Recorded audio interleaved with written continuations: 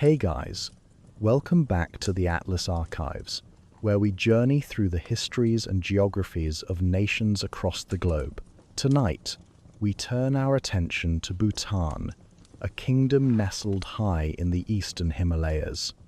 Hidden among some of the world's tallest peaks and most dramatic valleys, Bhutan has remained one of Earth's most secluded and spiritually profound places, where tradition and careful progress walk hand in hand. In this episode, we'll explore the land of the Thunder Dragon with the same calm, thoughtful approach we bring to every deep dive. We'll traverse mountain passes and fertile valleys, uncover centuries of Buddhist heritage, meet the visionary leaders who unified this realm, and understand how Bhutan chose happiness over wealth, democracy over absolute power, and sustainability over rapid development. If you're new here or have been following along with the series, take a moment to drop a comment telling us where you're watching from and what time it is where you are. It's always wonderful to see our community spanning continents and time zones. And if you find yourself drawn into Bhutan's remarkable story, please consider liking this video and subscribing so you can continue exploring the world with us. So find your most comfortable spot, let the day's tensions fade away, and join us as we begin tonight's journey into the heart of the Himalayas, into Bhutan. Chapter 1: The Land of the Thunder Dragon. Geography and Physical Landscape. Nestled within the folds of the Eastern Himalayas, the Kingdom of Bhutan occupies a realm where mountains pierce the sky and valleys cradle ancient civilizations. This small landlocked nation, covering approximately 38,000 square kilometers, represents one of Earth's most dramatic landscapes, a place where geography has shaped not only the physical contours of the land, but the very soul of its people. Bhutan lies cradled between two of Asia's great powers, with the Tibet Autonomous Region of China stretching along its northern border for some 470 kilometers, while India embraces it to the south, west, and east along a boundary extending 605 kilometers. The country's geographic coordinates place it between latitudes 26 and 29 degrees north and longitudes 88 and 93 degrees east. To understand Bhutan is to understand that it exists at a crossroads, not merely of nations, but of climates, ecosystems, and ancient trading routes that have threaded through these mountains for millennia. The dimensions of this mountain kingdom tell their own story. From east to west, Bhutan stretches approximately 300 kilometers, while from north to south, it measures roughly 170 kilometers at its widest point. Within this relatively compact territory lies a remarkable fact that defines the Bhutanese experience. 98.8% of the country is covered by mountains, making it the most mountainous nation on Earth. This statistic is not merely a geographical curiosity, but a fundamental truth that has influenced every aspect of Bhutanese life, from settlement patterns to cultural development, from economic activities to spiritual practices. The population density of Bhutan reflects this mountainous reality. With approximately 20 people per square kilometer, it ranks among the least densely populated countries in the world. Yet this figure masks a more complex truth, for the Bhutanese people are not evenly distributed across their homeland. The mountains are not empty, but neither are they uniformly inhabited. Instead, civilization clusters in the fertile valleys, the accessible slopes, the places where water flows and crops can grow.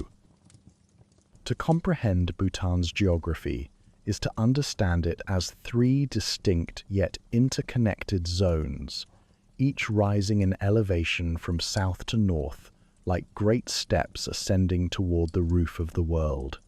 These zones are not merely elevational bands, but represent entirely different worlds, each with its own climate, vegetation, wildlife, and human cultures. The southernmost zone, known as the Southern Foothills or the Dwars Plain, occupies a narrow strip extending only 8 to 15 kilometers into Bhutan from the Indian border. The term Dwars derives from words meaning doors or gateways, and indeed these lowlands have long served as the entryways into the kingdom, the passages through which goods, people, and ideas have flowed. Here, at elevations ranging from just 98 meters at the lowest point in the Drangme Chu Valley to approximately 1,500 meters, the climate is humid and subtropical, a realm of heavy rainfall and lush vegetation. The Dwars themselves are divided into northern and southern sections. The northern Dwars, abutting the Himalayan foothills, feature rugged, sloping terrain characterized by dry, porous soil. Despite the challenging soil conditions, dense vegetation flourishes here, and wildlife abounds in numbers that would astonish visitors from more temperate lands. The southern Dwars present a different character, with moderately fertile soil supporting heavy savanna grass, dense mixed jungle, and freshwater springs that bubble up from the earth. Together, these lowlands provide Bhutan with its greatest expanse of fertile flatlands, and it is here that several of the country's most important commercial centers have taken root, including Phuntsholing, Gelaphu, and Samdrup Jongkar. The vegetation of the southern zone reflects its tropical nature. Dense Himalayan subtropical broadleaf forests cloak the hillsides, creating a green canopy that shelters an extraordinary diversity of life. These forests are home to creatures that speak to the region's biological richness. Rhinoceros lumber through the undergrowth. Tigers patrol their territories with silent grace. Leopards rest in the branches, and elephants move in family groups along ancient migratory routes. The temperatures here remain relatively stable throughout the year, generally fluctuating between 15 and 30 degrees Celsius, though the valleys can experience extremes reaching 40 degrees during the height of summer. Rising above the southern plains, the terrain transforms into what is known as the Lesser Himalayas or Inner Himalayas, a zone of forested hillsides and broad valleys, extending from approximately 1,500 meters to 5,500 meters in elevation. This middle zone represents the heartland of Bhutanese civilization, the economic and cultural core of the nation where most of the population has traditionally concentrated. Here, the mountains arrange themselves in complex patterns, with southward running spurs creating a series of parallel valleys that extend from northwest to southeast in western Bhutan and from northeast to southwest in the east. The valleys of the Inner Himalayas possess names that resonate through Bhutanese history: Paro, Punakha, Thimphu, Ha, Bumthang, Mongar, and Trashigang. Each represents a distinct geographical and cultural unit, separated from its neighbors by high ridges that have, throughout the centuries, allowed different linguistic and cultural traditions to develop and flourish in relative isolation.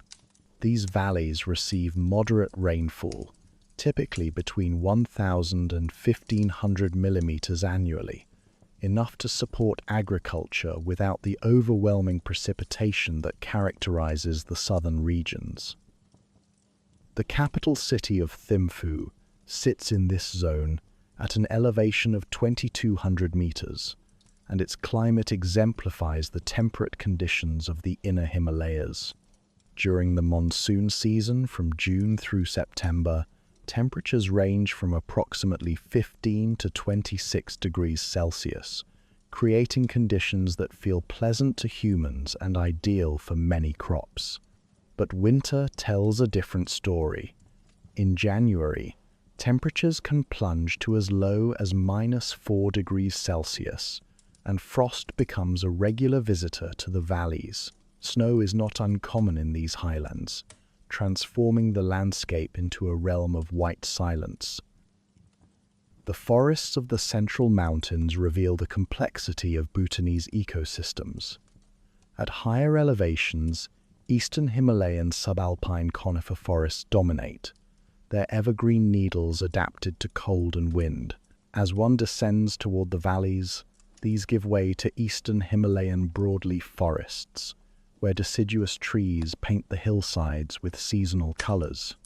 The variety of vegetation includes birch, pine, chestnut, oak, and countless other species, creating a vertical stratification of forest types that changes with each few hundred meters of elevation.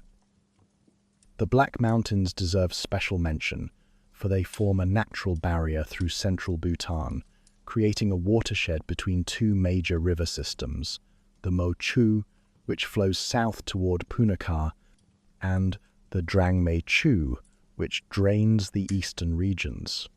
The peaks of the Black Mountains rise between 1,500 and 4,925 meters, and their valleys have been carved deep by fast-flowing rivers that have worked at the rock for countless millennia. This range has historically separated western Bhutan from the more isolated central and eastern regions, contributing to the development of distinct cultural and linguistic identities. Further east, another southward spur called the Donga Range creates additional divisions, its steep ravines making travel challenging even in modern times. These geographical barriers explain much about Bhutanese history, for in a land where valleys are separated by high ridges and travel between them requires ascending to passes that may be snowbound for months at a time, cultural diversity naturally flourishes. Small communities, protected by geography, have maintained unique traditions, languages, and customs that might have been homogenized in less rugged terrain. But it is the northern zone, the realm of the Great Himalayas, that defines Bhutan's ultimate character and gives the country its dramatic profile. This is a world of extremes, where peaks routinely exceed 7,000 meters, and the highest summits remain perpetually mantled in snow and ice. The Great Himalayan Range extends along Bhutan's border with Tibet in a belt approximately 16 kilometers wide, creating not just a physical barrier, but a climatic divide that influences weather patterns across the entire region. More than 20 peaks in northern Bhutan tower above 7,000 meters, their summits representing some of the most challenging and sacred geography on Earth. Among these giants, one stands supreme, Gangkar Puensum, rising to 7,570 meters, holds the distinction of being the highest unclimbed mountain in the world.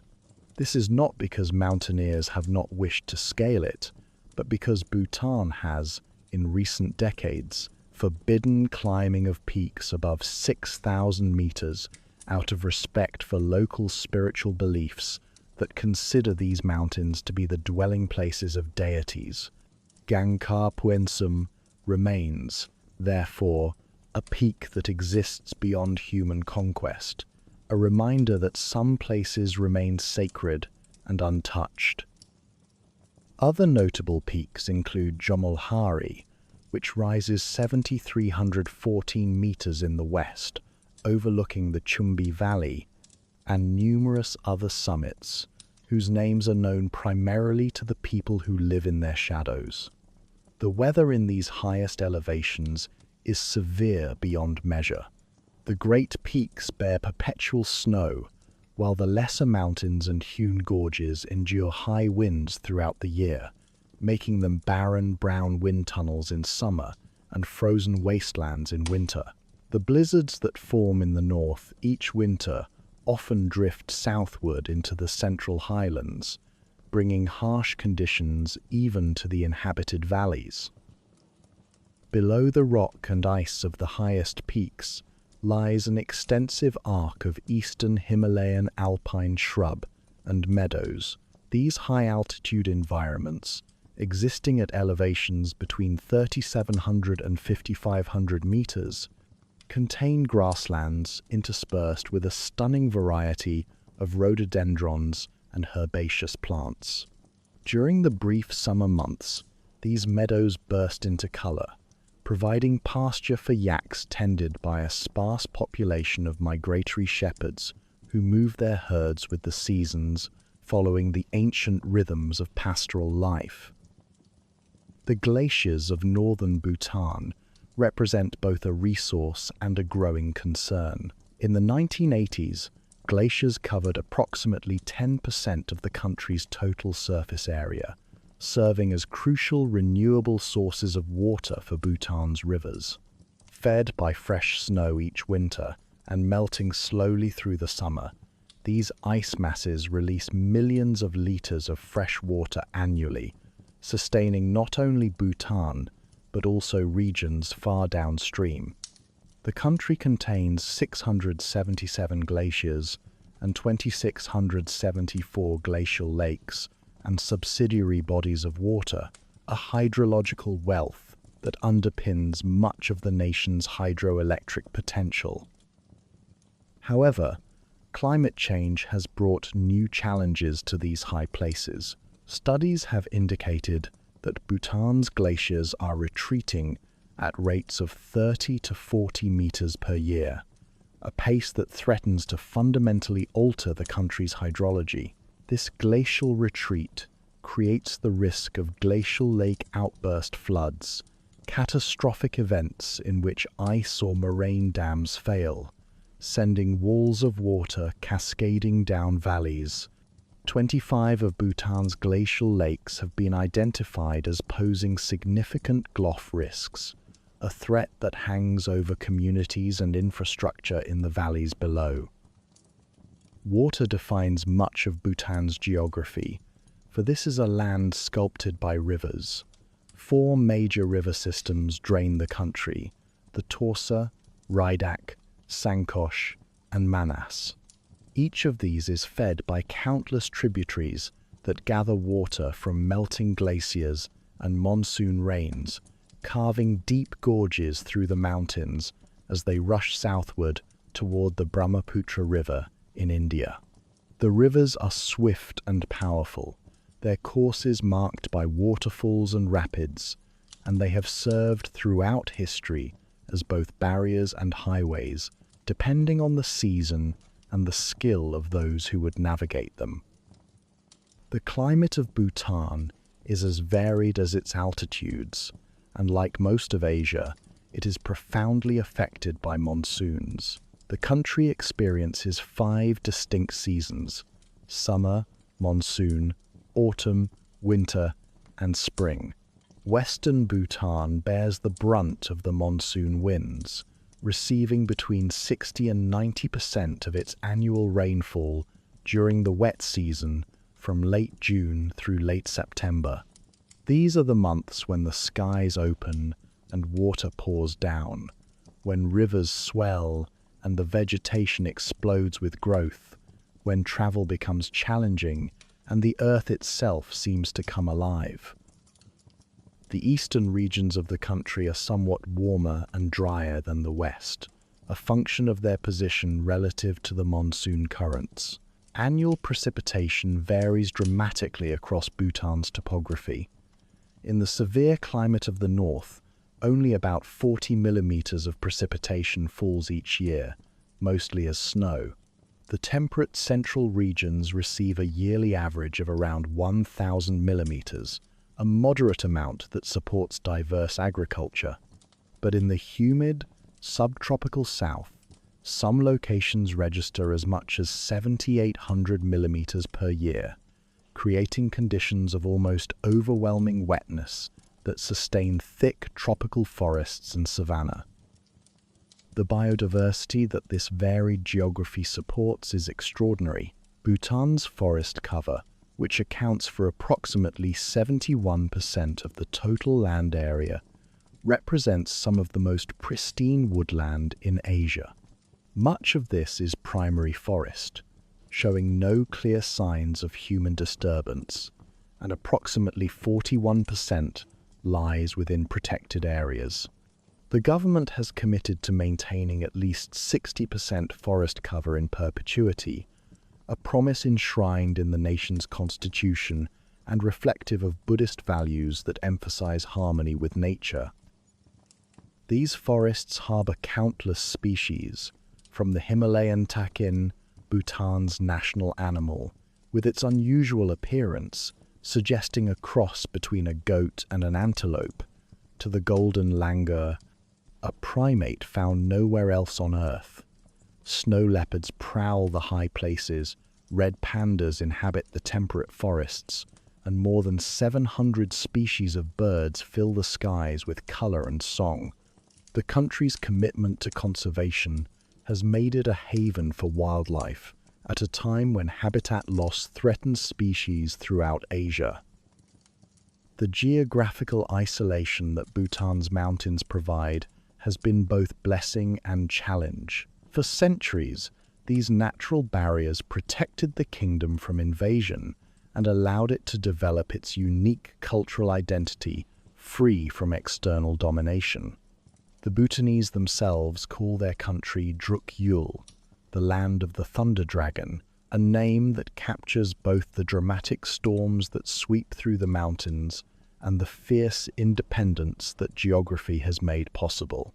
The heartland of Bhutan, sheltered behind its mountain ramparts, has never been successfully invaded, a remarkable historical fact in a region that has seen countless conflicts and conquests. Yet this same geography has also posed challenges for development. Travel from one valley to the next remains difficult even with modern roads, for the terrain demands that highways climb to high passes and descend through hairpin turns. What can now be accomplished in hours by vehicle once required days by foot or horseback. The construction of infrastructure in such terrain demands engineering feats and substantial investment, and many communities remain relatively isolated even today. Despite modernization, Bhutan has maintained approximately 80% of its land under forest cover or as protected wilderness, making it not only carbon neutral but carbon negative, absorbing more carbon dioxide than it produces. This achievement reflects both the constraints of geography, which limits where development can occur, and a conscious choice by the Bhutanese people to prioritize environmental conservation. The mountains that once isolated Bhutan now serve as a living laboratory for sustainable development, a place where ancient wisdom and modern science work toward maintaining ecological balance. As night falls over the kingdom of Bhutan, the mountains take on new character. In the valleys, lights flicker where communities gather. Higher up, monasteries perch on seemingly impossible cliff faces, their architecture defying gravity as prayers drift into the thin air. Above it all, the great peaks catch the last rays of the sun, glowing pink and gold against the darkening sky, eternal sentinels watching over a land where geography and spirit remain inseparably intertwined. This is Bhutan, a nation shaped by mountains, defined by elevations, and blessed with a diversity of environments that few places on Earth can match. Here, in this vertical realm, geography is not merely backdrop, but protagonist in the ongoing story of a remarkable kingdom. Chapter 2: Ancient Beginnings and the Arrival of Buddhism. Before the Dharma came to these mountain valleys, before the first prayers echoed from monastery walls, the land that would become Bhutan belonged to older spirits and ancient ways. The early inhabitants of this region, those who first made homes among these vertical landscapes, remain shadowy figures in the historical record, their stories preserved more in legend than in documented fact. Yet archaeological evidence whispers of their presence, suggesting that humans have dwelt in these valleys since at least 2,000 years before the Common Era. Stone tools and remnants of large structures provide tangible proof of early settlement, but the cultural identity of these first peoples remains a matter of scholarly debate. Many historians believe they were Monpa tribes, fierce mountain dwellers who practiced a shamanistic religion that emphasized the worship of nature and recognized the existence of both benevolent and malevolent spirits. This ancient faith, known as Bon, saw divinity in the mountains themselves, in the rushing rivers, in the wind that carved through the passes. Every peak harbored a deity, every spring possessed a spirit, and the natural world pulsed with sacred power that demanded respect and propitiation. The Monpa were neither of Tibetan nor Mongolian stock, according to historical sources, but represented an indigenous mountain culture adapted to the extreme verticality of their homeland. Their kingdom, remembered in legend as Monyul, meaning dark land or southern darkness, may have existed between 500 years before the Common Era and 600 years after. The term referred not to any moral darkness, but to Bhutan's position south of Tibet, in the shadows of the great Himalayan peaks. Historical legends speak of a mighty king of Monyul who invaded southward into a region called the Duars, subduing territories that would later become parts of Assam, West Bengal, and Bihar in modern India, though these tales remain difficult to verify through independent sources.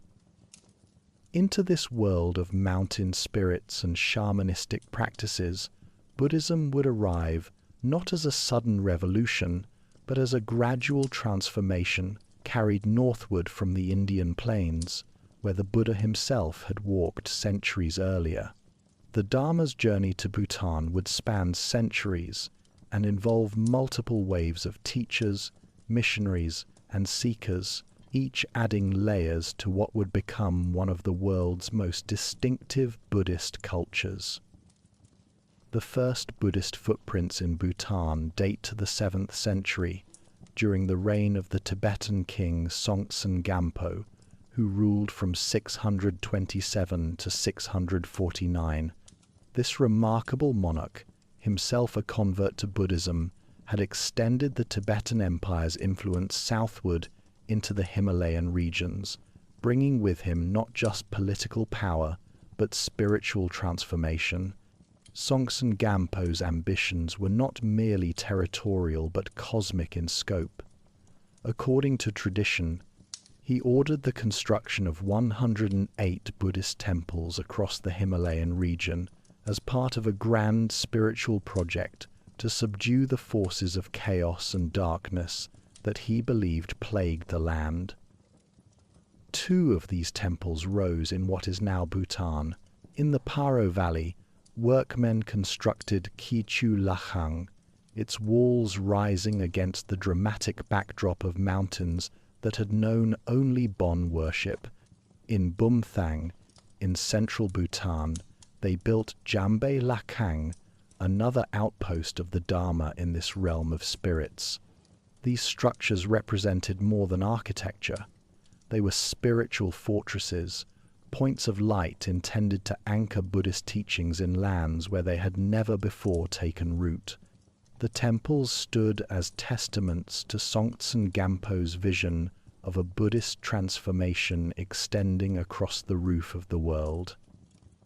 Yet these first temples did not immediately convert the local population.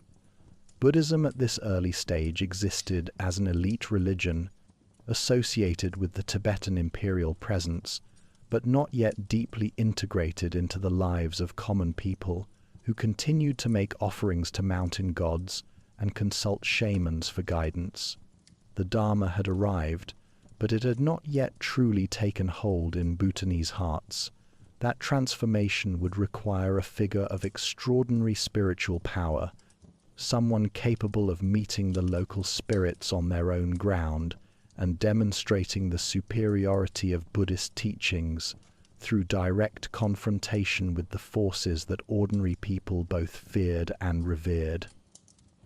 That figure arrived in the 8th century, and his impact would be so profound that even today, more than 12 centuries later, he remains the most revered spiritual figure in Bhutan, his image more ubiquitous than that of the Buddha himself. His name was Padmasambhava, though he is known throughout Bhutan by the honorific Guru Rinpoche, the precious teacher, and his story blends history and legend into a narrative that captures both the historical spread of Buddhism and the miraculous nature of spiritual transformation. Padmasambhava was born, according to tradition, in the Swat Valley of present-day Pakistan, in a land then known as Odiyana. But his birth was no ordinary event.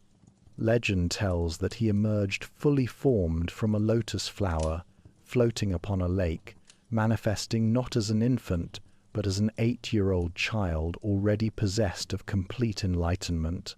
This miraculous birth had been prophesied by the Buddha himself centuries earlier, marking Padmasambhava as an emanation of both Amitabha and Avalokiteshvara, destined to bring the most advanced Buddhist teachings to the roof of the world.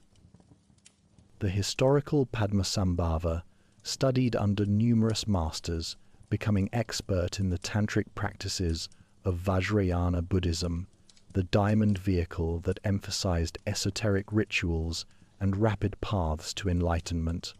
He became renowned not merely as a teacher but as a master of what might be called spiritual technology, possessing the knowledge and power to directly confront and subdue malevolent forces.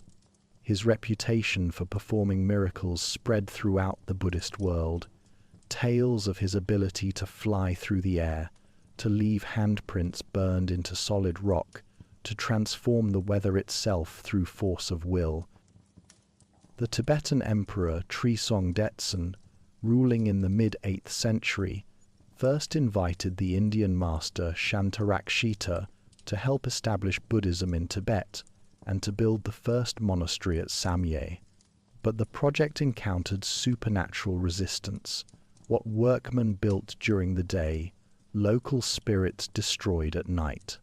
The earth itself seemed to reject this foreign dharma, expressing its opposition through storms, earthquakes, and mysterious disasters that prevented construction from proceeding.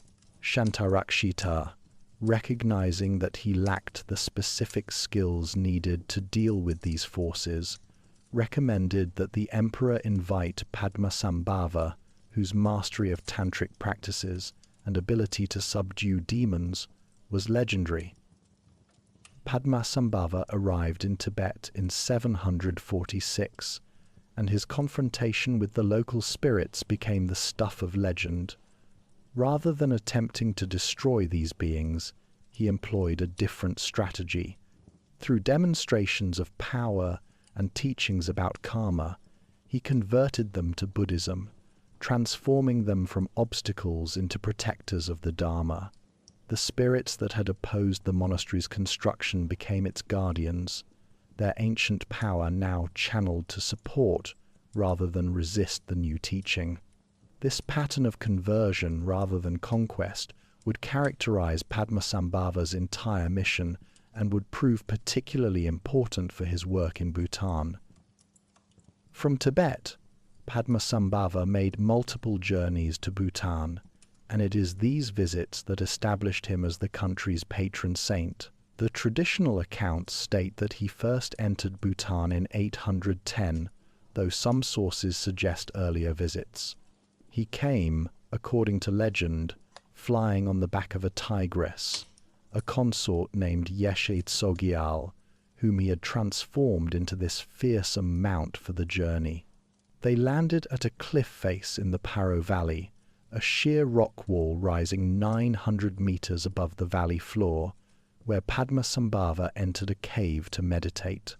This site would later become Paro Taktsang, the Tiger's Nest Monastery, perhaps the most iconic Buddhist site in all of Bhutan, its buildings clinging impossibly to vertical rock, a physical manifestation of the miraculous nature of Padmasambhava's mission. In Bumthang, Padmasambhava performed what may have been his most important act in Bhutan. The local king, Sindhu Raja, had offended Sheljing Karpo, a powerful deity, who had retaliated by afflicting the king with illness. Local shamans had been unable to help, and the king was dying. Padmasambhava confronted the offended deity, and through tantric rituals and demonstrations of power, he not only healed the king but converted Sheljing Karpo to Buddhism, transforming another potential enemy into a protector. At Kurje Lakhang in Bumthang, visitors can still see what is believed to be Padmasambhava's body imprint pressed into the living rock of a cave, evidence of the intense meditative power he manifested there. Throughout his travels in Bhutan, Padmasambhava blessed numerous sites that would become pilgrimage destinations and monastery locations. In eastern Bhutan, he visited Gomfu Kora, Gongzane, and Singye Dzong. In central regions, he meditated at Thawadrak, Kunzangdrak, and Shodrak. At Membatsho, the burning lake in Bumthang, he concealed spiritual treasures called terma, hidden teachings that would be discovered by future masters when the time was right for their revelation.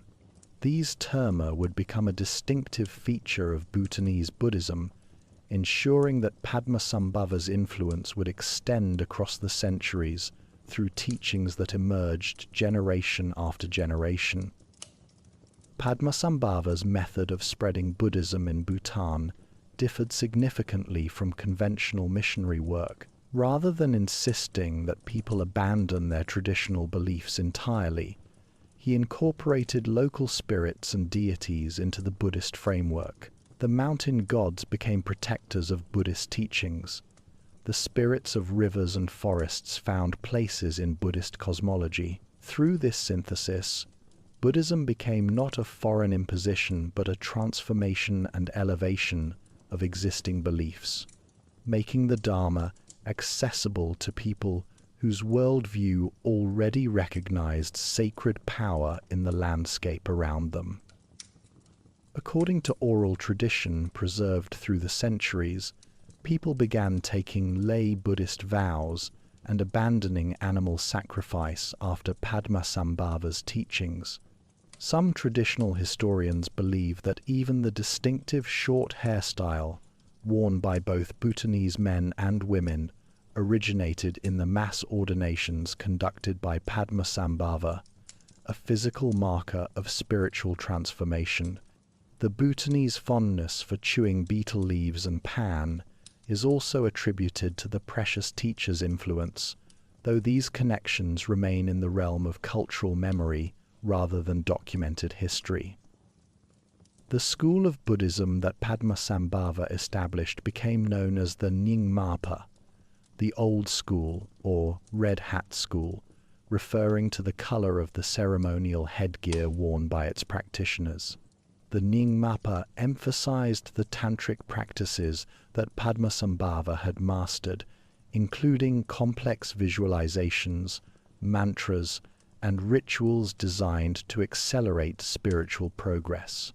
Unlike some Buddhist schools that insisted on monastic celibacy, the Nyingmapa included both monks and householder practitioners, allowing married lamas to maintain families while still performing liturgical functions.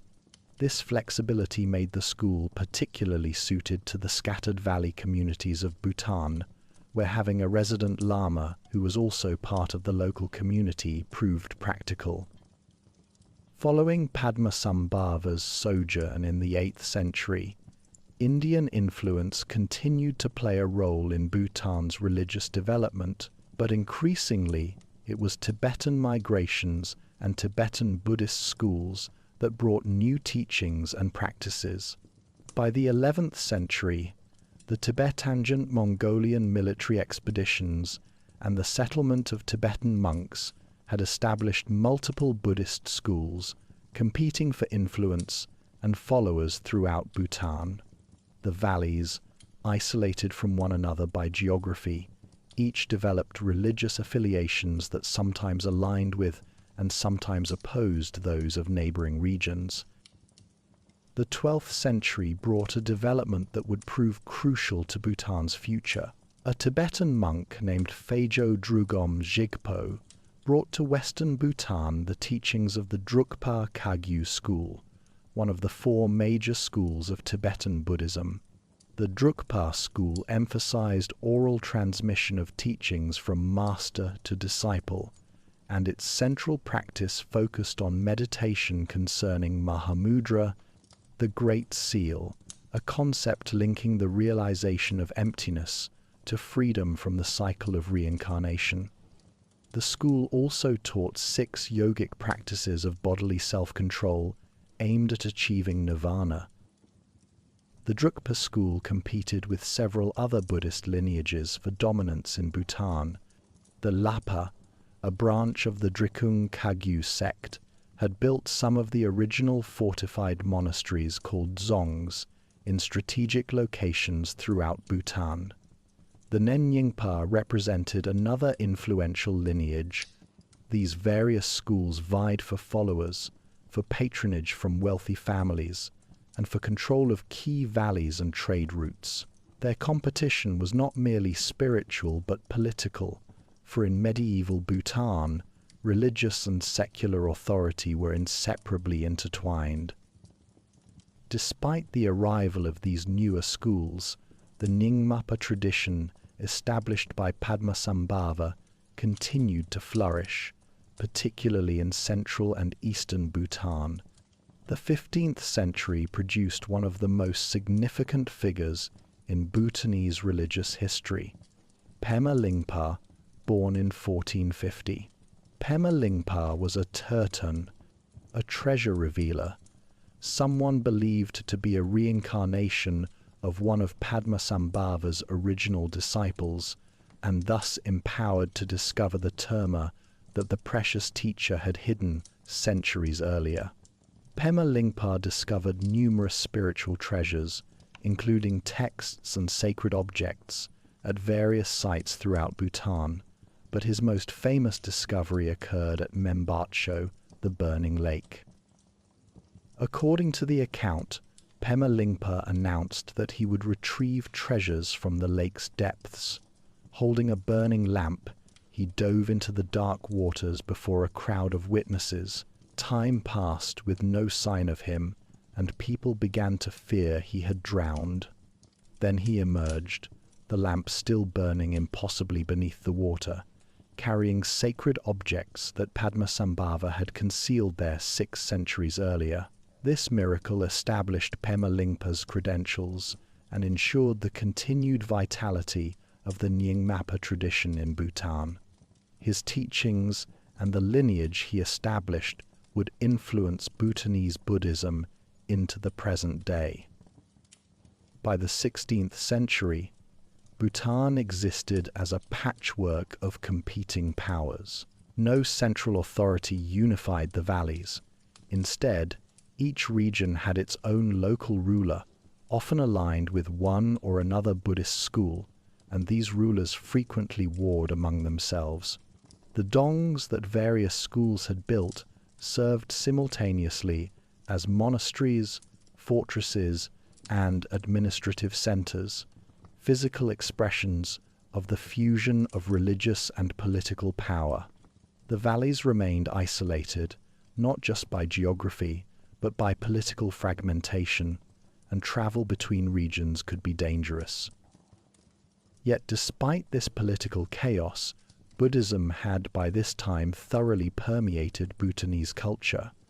Virtually the entire population had adopted the Dharma in one form or another. The old Bon religion had not disappeared entirely, elements of it persisted, woven into Buddhist practices in the syncretism that Padmasambhava had established, but Buddhism had become the defining spiritual framework. Monasteries dotted the landscape, their buildings rising in unlikely places, clinging to cliff faces, crowning hilltops, their architecture declaring humanity's spiritual aspirations against the overwhelming power of the mountains. The transformation from the shamanistic Bon religion to Buddhism had required centuries and had been accomplished not through force, but through a gradual process of conversion, synthesis, and cultural adaptation.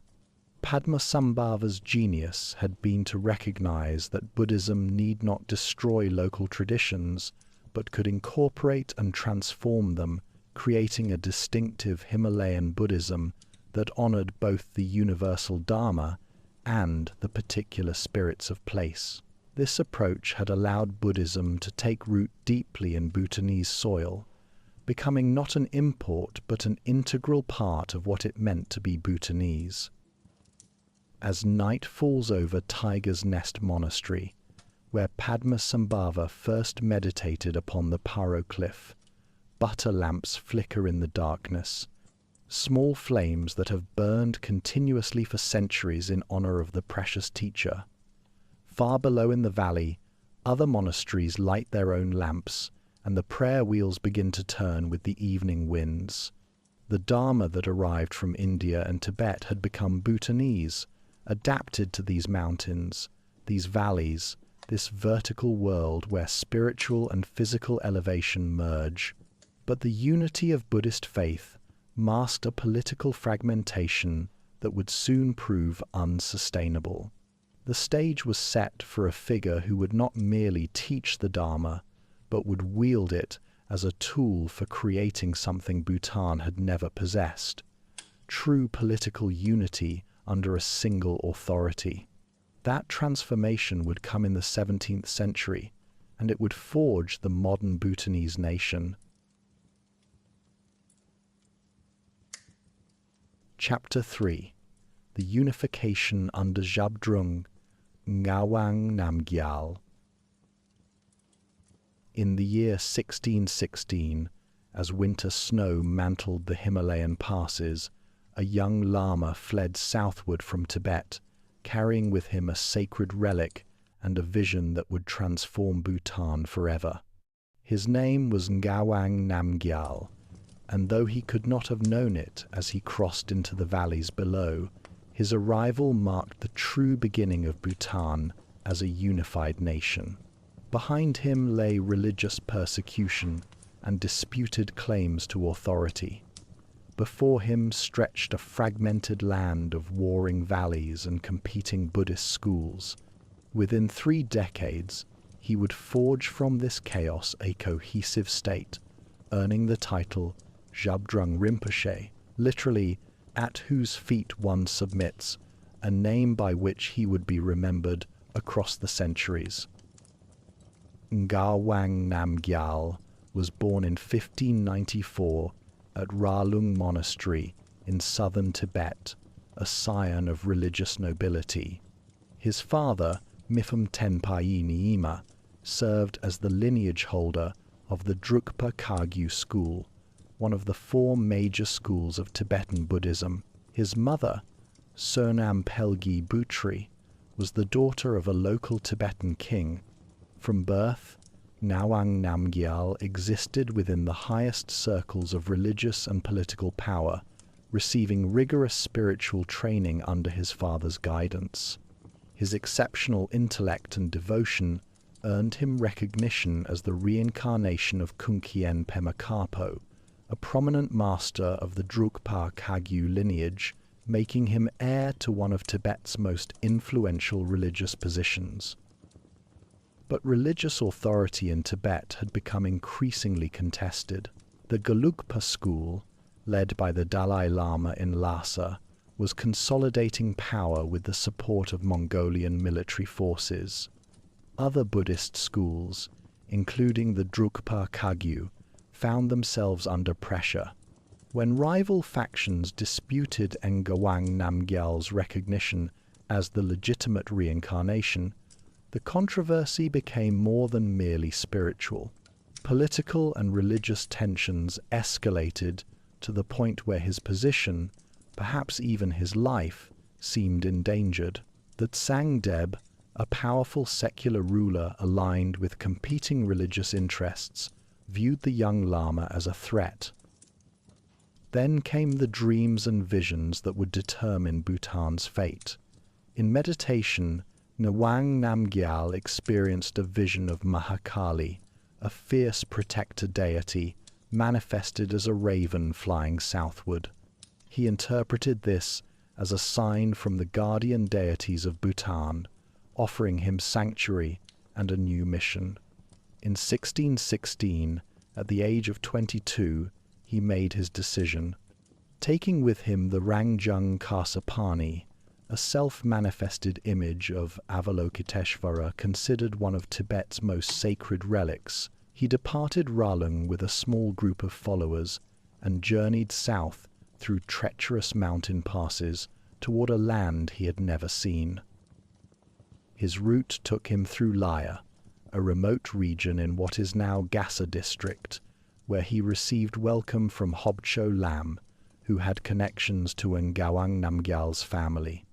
The residents of Laya offered hospitality, and some homes there still preserve gifts that Jabdrung reportedly presented to them, rare stones, vessels, and other items that have become family treasures. After 3 nights in Chongra village, he continued his journey deeper into the valleys of western Bhutan, moving through a landscape that must have seemed both forbidding and full of promise. The Bhutan that greeted him was a realm without unity. Numerous clans ruled different valleys, engaging in constant warfare and quarrels among themselves, and occasionally with Tibet. Each valley had developed its own power structures, often aligned with one or another Buddhist school. The Lapa subsect controlled some regions, the Nenyingpa others, while various local lords wielded authority based on military strength or family connections. No central government existed to coordinate defense, settle disputes, or speak for Bhutan as a whole. The dzongs that dotted the landscape served as local strongholds, but no overarching authority connected them into a unified system. Ngawang Namgyal recognized immediately that mere spiritual authority would not suffice to establish stability. He would need to build both religious and secular power structures, and he would need military strength to defend against external threats and internal opposition.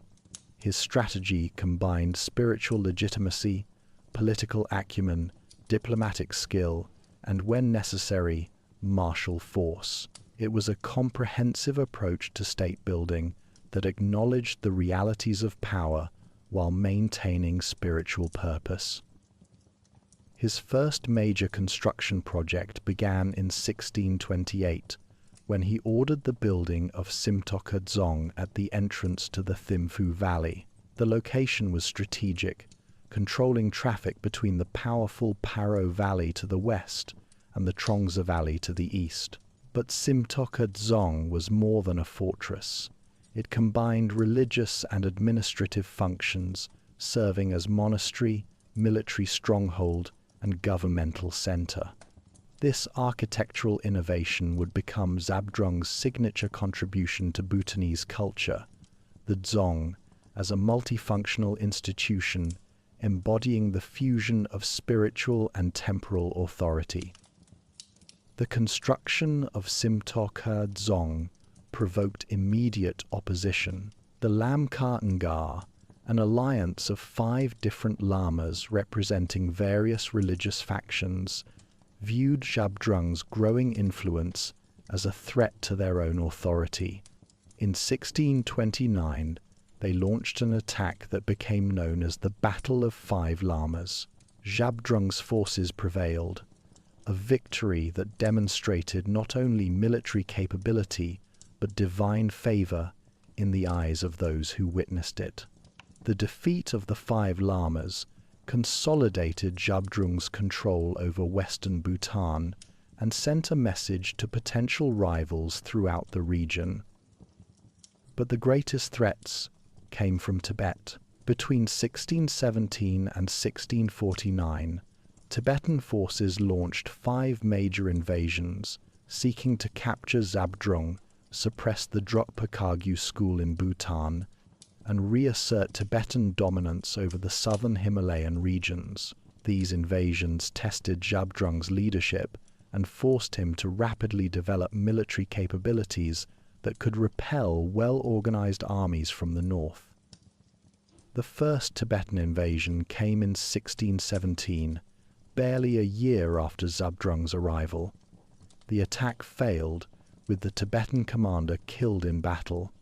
This early victory, achieved despite Zhabdrung's still tenuous hold on power, helped establish his reputation as a leader blessed by protective deities. The second invasion in 1619 met a similar fate. The most significant conflict occurred in 1639, when a major Tibetan force crossed the passes with the intention of ending Zhabdrung's threat once and for all. At a location that would become known as the Battle of Five Lamas, Zhabdrung's forces achieved a decisive victory, capturing Tibetan commanders and forcing a retreat that would discourage further large-scale invasions for years. These military successes provided Zhabdrung with the breathing room necessary to consolidate internal control and build the institutions of governance. Following each victory, he expanded his network of dongs, constructing fortified monasteries at strategic locations throughout western and central Bhutan.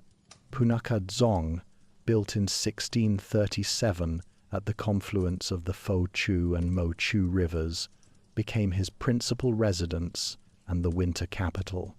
Its massive walls and commanding position made it both a formidable fortress and a stunning architectural statement of power and permanence. Paro Dzong, Trongsa Dzong, Wangdu Phodrang Dzong, each new construction extended Zhabdrung's authority into previously autonomous regions and provided administrative infrastructure for governing them. The dzongs served as regional headquarters, housing both monks and civil officials, combining religious education with judicial functions, storing grain reserves, and providing refuge for local populations during conflicts. They represented a revolutionary approach to governance that recognized the inseparability of spiritual and temporal concerns in Bhutanese society. To formalize this integration of religion and politics, Zhabdrung established what became known as the dual system of governance, or Kosi Nyeden. Under this system, authority was divided between religious and secular hierarchies, though both ultimately answered to Zhabdrung himself.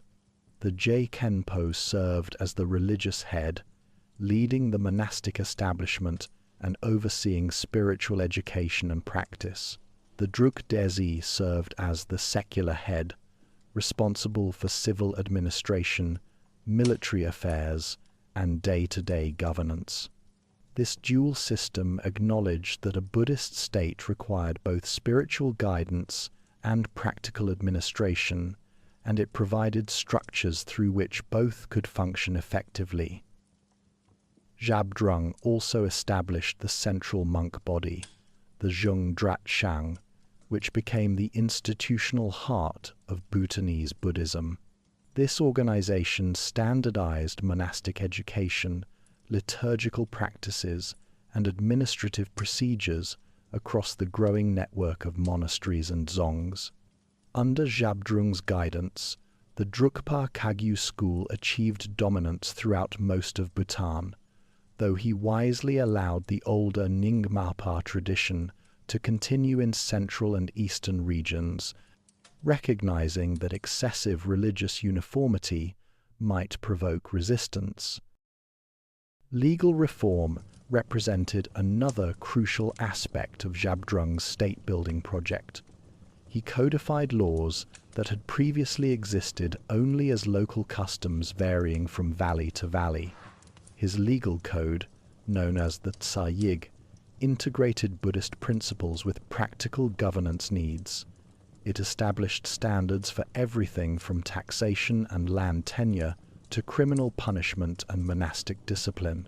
By creating a unified legal framework, Zhabdrung gave Bhutan something essential to any functioning state: predictable rules applicable across different regions. Perhaps equally important was Zhabdrung's deliberate cultivation of a distinct Bhutanese identity separate from Tibetan culture from which it derived.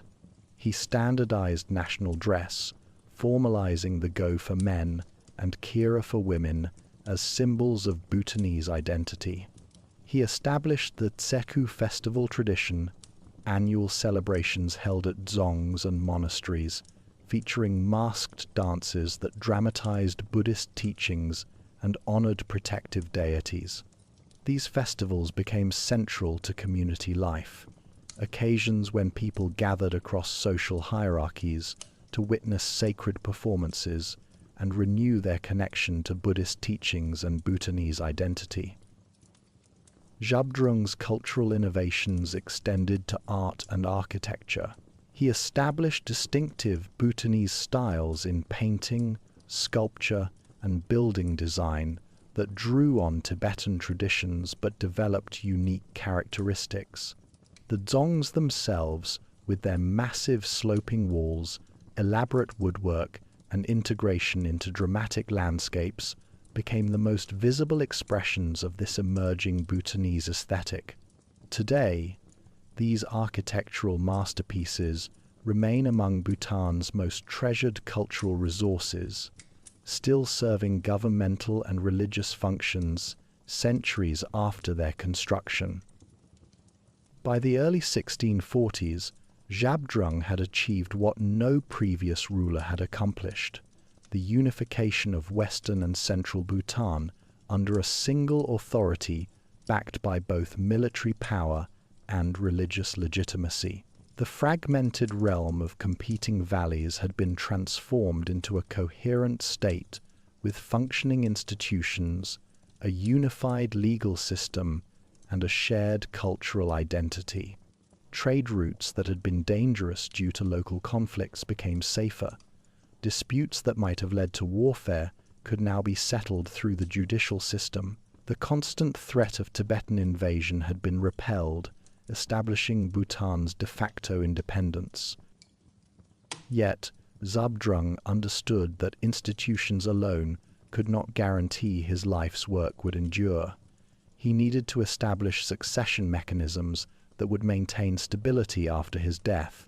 He designated his son as his successor and developed the concept of multiple reincarnations of speech, mind, and body that could collectively embody his authority in future generations. This innovation adapted Tibetan Tulku traditions to Bhutanese circumstances, though its implementation after his death would prove problematic. In 1651, after more than 3 decades of tireless activity building the Bhutanese state, Zhabdrung Ngawang Namgyal died at Punakha Dzong. He was 57 years old. His death created an immediate crisis, for despite all his institution building, the state he had created remained heavily dependent on his personal authority. The Penlops and Dzongpons who governed various regions had sworn loyalty to him personally, and the question of whether that loyalty would transfer to a successor remained uncertain. In an extraordinary decision, Zhabdrung's inner circle chose to conceal his death. For 54 years, they maintained the fiction that he remained alive but had entered an extended silent meditation retreat. Official documents were issued in his name. His quarters at Punakha remained formally occupied. The annual anniversary of his birth continued to be celebrated as if he lived. Only gradually did the truth emerge, and by then the institutions he had established had taken root deeply enough that Bhutan did not fragment back into warring valleys. The anniversary of Zhabdrung's death, which falls on the 10th day of the 3rd month of the Bhutanese calendar, is now celebrated as Zhabdrung Kucho, one of the most sacred national holidays. The King of Bhutan traditionally offers prayers at Punakha Dzong on this occasion, acknowledging the debt that modern Bhutan owes to its founder. For without Zhabdrung Ngawang Namgyal's vision, determination, and multifaceted genius, there might be no Bhutan at all, merely a collection of valleys that happened to share Buddhist faith and Himalayan geography, but lacked the unity that transforms a region into a nation. Chapter 4. From Theocracy to Monarchy, the Wangchuck dynasty emerges. The death of Zhabdrung Ngawang Namgyal in 1651 created a void that his carefully constructed institutions could not entirely fill. For more than half a century, the fiction of his continued existence in silent retreat masked a growing crisis of authority. When the truth finally emerged, Bhutan faced a fundamental problem. Zhabdrung's dual system of government had been designed to function under his ultimate authority, but no successor possessed his combination of religious legitimacy, political acumen, and personal charisma. The 2.5 centuries following his death would witness a gradual disintegration of centralized power and the rise of regional strongmen who would ultimately transform Bhutan from a theocracy into a hereditary monarchy. The dual system that Zhabdrung had established theoretically divided power between the Je Khenpo, who led the religious hierarchy, and the Druk Desi, who managed civil administration. Both positions were supposed to work in harmony under the guidance of the Zhabdrung's reincarnations, but the reincarnation system proved problematic. Zhabdrung had introduced the concept of multiple incarnations representing his speech, mind, and body, and identifying these reincarnations became contentious. Different factions supported different candidates, and the reincarnations themselves were often children who could not exercise real authority until they reached adulthood, by which time political situations had already been shaped by others acting in their names. Into this power vacuum stepped the regional administrators whom Zhabdrung had appointed to govern various districts. The most powerful of these were the Penlops, governors of major zongs, who controlled significant territories and resources. The Penlop of Trongsa, governing from the strategically crucial central Dzong, and the Penlop of Paro, controlling the wealthy western valleys, emerged as particularly influential. These regional lords possessed armed forces, collected taxes, administered justice, and increasingly acted with de facto independence, even while nominally serving the dual system in Thimphu and Punakha. The office of Druk Desi became a prize fought over by competing factions. Between 1651 and 1907, when the monarchy was established, Bhutan had 54 different Druk Desis.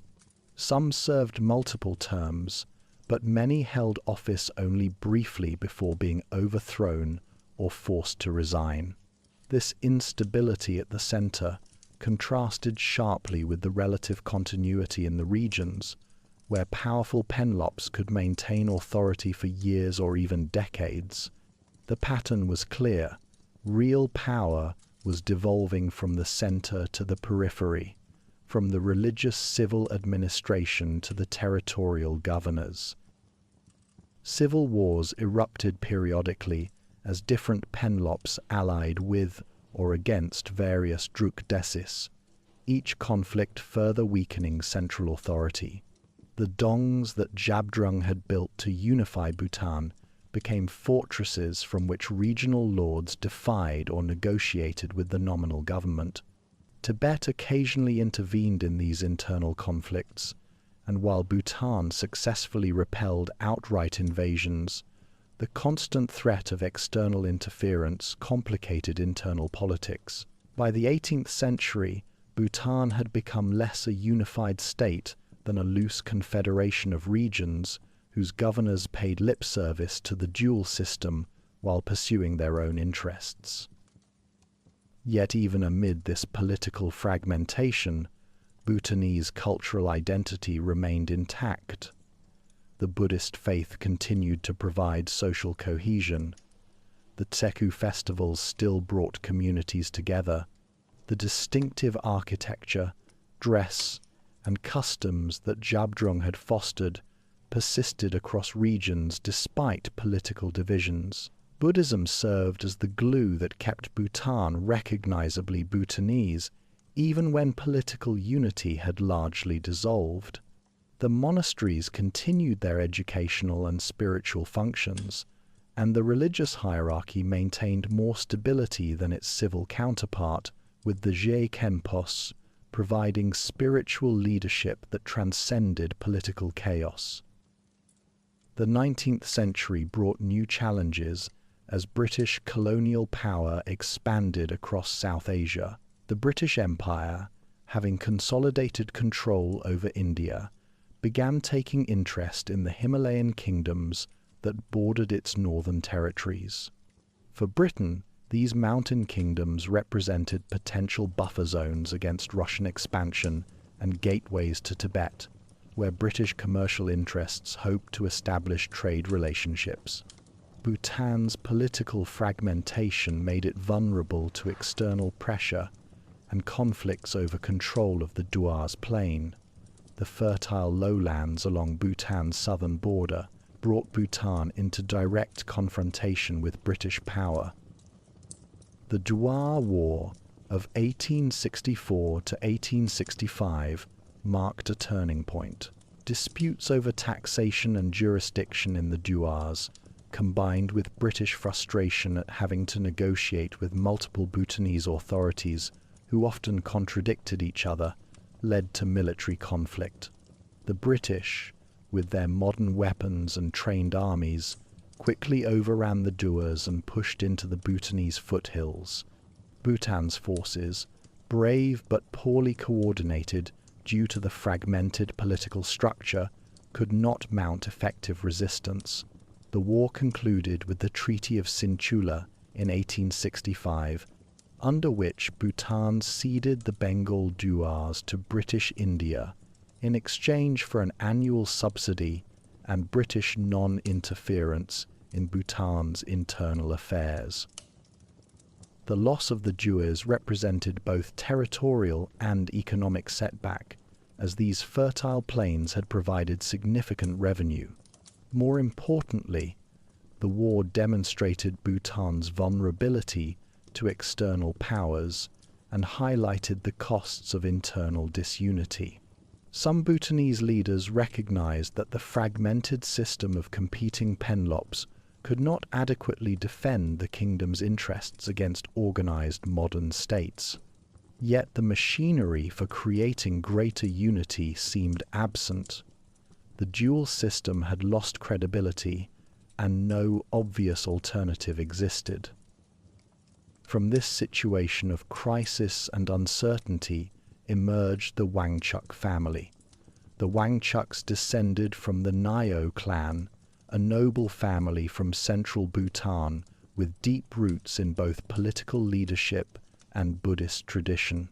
They had served as penlops of Trongsa for generations, and the strategic importance of Trongsa located at the geographic heart of Bhutan, controlling the only east-west route through the mountains, had given the family exceptional influence.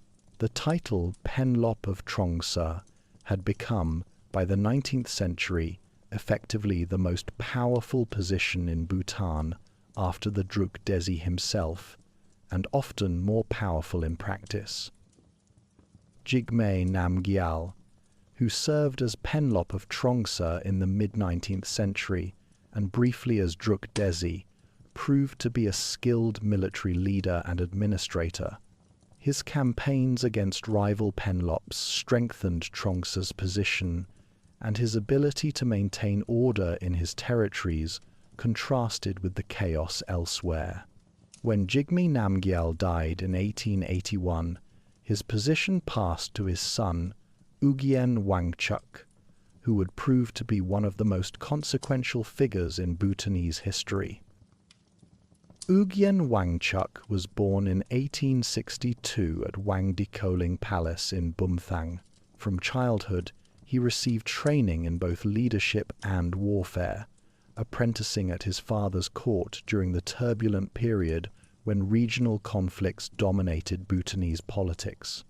At age 14, he accompanied his father to fight against the rebellious Penlop of Paro, gaining practical military experience. When his father left him in Paro to deal with a rebellion while responding to another crisis in Punakha, the young Ugyen demonstrated capability beyond his years. These early experiences forged him into a leader who understood both martial and political dimensions of power. What distinguished Ugyen Wangchuck from other regional strongmen was his broader vision and his diplomatic skill, particularly in dealing with the British. While other Penlops viewed the British with suspicion or hostility, Ugyen recognized that Bhutan's independence could not be maintained through military resistance against such superior force. Instead, cooperation and diplomacy might secure Bhutan's autonomy while gaining British support against internal rivals and external threats. This pragmatic approach would prove decisive. In 1903, when the British mounted the Young Husband expedition to Tibet, Ugyen Wangchuck made a calculated decision. While the Penlop of Paro remained aloof, Ugyen welcomed the British, offered them assistance, and personally accompanied the expedition. His role as mediator between the British and Tibetans showcased his diplomatic abilities and won him respect from both sides.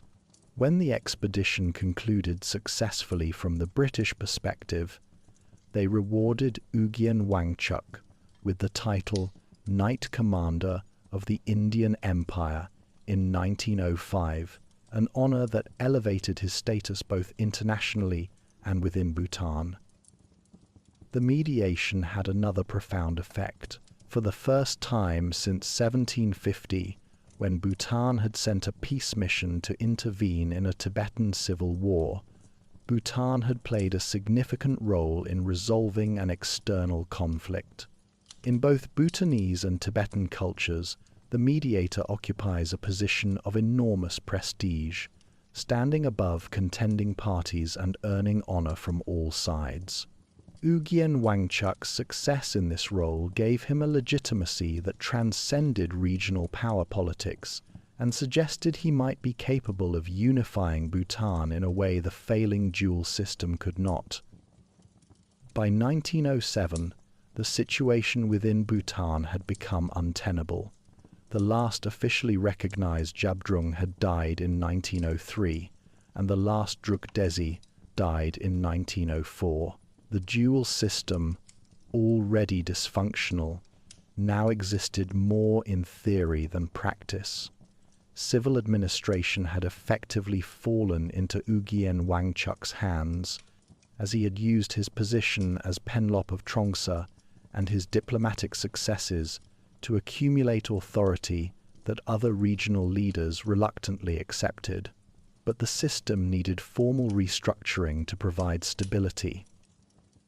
On December 17, 1907, an assembly convened at Punakha Dzong that would transform Bhutan's political structure. Present were leading monks, government officials, and heads of important families from across the country.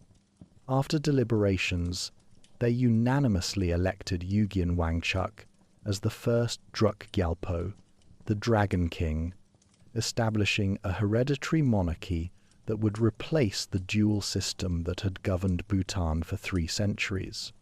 The title Druk Gyalpo was not merely translated as king but carried deeper meaning, linking the ruler to the thunder dragon that symbolized Bhutan itself and to the Drukpa Kagyu Buddhist tradition that Jabdrung had made dominant. The establishment of the monarchy represented both continuity and change. It maintained Buddhism's central role in Bhutanese life and preserved many institutions that Jabdrung had created, including the Je Khenpo's religious authority and the Dzong system of administration.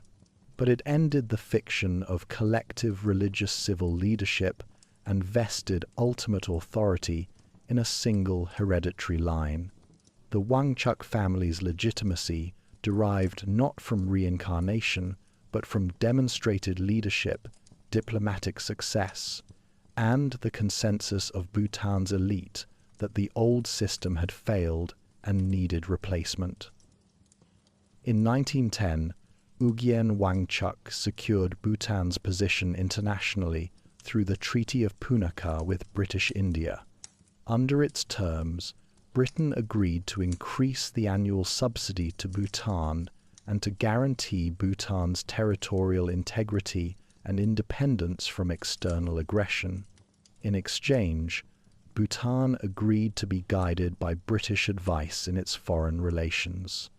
This treaty relationship provided Bhutan with British protection while maintaining internal autonomy, a delicate balance that secured the kingdom's independence during a period when many Himalayan kingdoms were being absorbed into larger empires.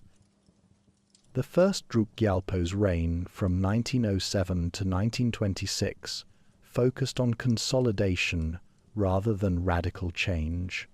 He strengthened internal communications, encouraged trade and commerce with India, and began modernizing the administration while respecting traditional structures and values. He supported the revitalization of Buddhist monasteries and sponsored religious education.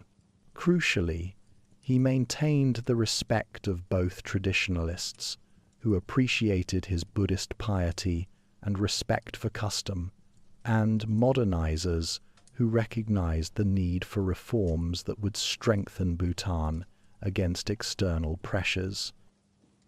When Ugyen Wangchuck died in 1926, the succession proceeded smoothly to his son Jigme Wangchuck, the second Druk Gyalpo.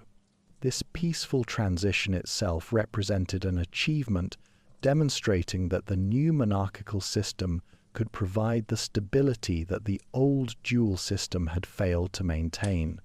The Wangchuck dynasty had successfully established itself, transforming Bhutan from a fragmented theocracy into a unified kingdom whose independence, though still precarious, rested on firmer foundations than at any time since Jabdrung's death 2.5 centuries earlier. As the sun sets over Punakha Dzong, where both Jabdrung established his capital and Ugyen Wangchuck was crowned Bhutan's first king, the continuity of Bhutanese history becomes visible. The massive fortress still stands, still houses monks and government offices, still embodies the fusion of spiritual and temporal authority that has defined Bhutanese governance across the centuries. The system had changed from dual system to monarchy, but the essential Bhutanese character, Buddhist, independent, distinct from its larger neighbors, had been preserved and would face its greatest test in the transformations of the 20th century. Chapter 5. Modernization and the Path to Democracy. When Jigme Dorji Wangchuck ascended to the throne in 1952 as Bhutan's third king, he inherited a kingdom that had changed remarkably little since his grandfather had unified it 4 decades earlier. Bhutan remained largely isolated from the modern world, without paved roads connecting its valleys, without hospitals or schools in most regions, without electricity or modern communications.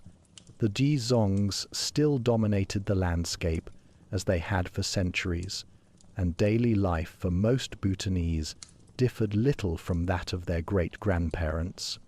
But the new king, educated in India and England, had witnessed the transformation sweeping across Asia as colonial empires dissolved and new nations emerged.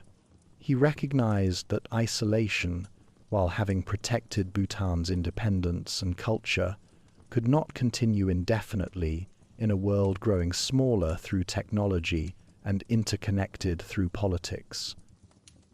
Jigme Dorji Wangchuck would come to be remembered as the father of modern Bhutan, a title earned through decades of careful reforms that modernized his kingdom while preserving its Buddhist character and cultural distinctiveness. His approach balanced urgency with patience, recognizing that change imposed too rapidly could provoke resistance and destabilize the social order, while change delayed too long might leave Bhutan vulnerable to external pressures. He moved deliberately but persistently, building institutions and infrastructure that would transform Bhutan from a medieval kingdom into a functioning modern state. His first major initiative addressed Bhutan's international isolation. In 1971, after years of diplomatic preparation, Bhutan gained admission to the United Nations, establishing for the first time a formal presence on the global stage. This membership meant international recognition of Bhutan's sovereignty and provided a forum through which the small kingdom could engage with the broader world on its own terms, rather than solely through the filter of its relationship with India. The achievement represented a diplomatic triumph for a nation that had long deliberately avoided international entanglements. Domestically, the third king initiated political reforms that began moving Bhutan toward more representative governance. In 1953, he established the National Assembly, the Chogdu, giving Bhutan its first legislative body. Though far from a democratic parliament in the Western sense, the Assembly provided a mechanism through which regional representatives could voice concerns and participate in governance. In 1965, he created the Royal Advisory Council to advise the king on governmental matters and regulate assembly policies. 3 years later, in 1968, he formed Bhutan's first Council of Ministers and delegated to it authority to implement government policy, establishing a cabinet system that distributed administrative responsibilities beyond the monarch himself. Perhaps most remarkably, the third king voluntarily constrained his own power.